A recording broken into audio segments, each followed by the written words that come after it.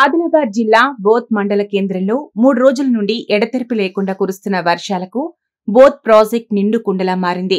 వరద నీటిలో చేపలు కొట్టుకురావడంతో బోత్ ప్రాంతవాసులంతా చేపల వేటలో పడ్డారు. ప్రాజెక్టు వద్ద పండగ వాతావరణం నెలకొంది.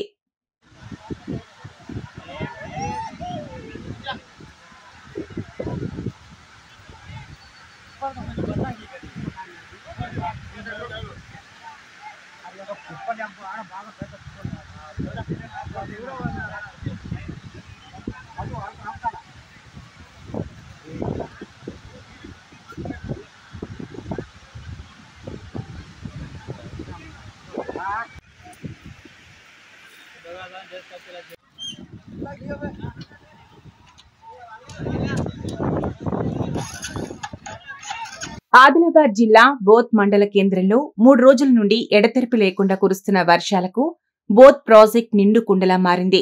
వరద నీటిలో చేపలు కొట్టుకురావడంతో బోత్ ప్రాంతవాసులంతా చేపల వేటలో పడ్డారు. ప్రాజెక్టు వద్ద పండగ వాతావరణం నెలకొంది.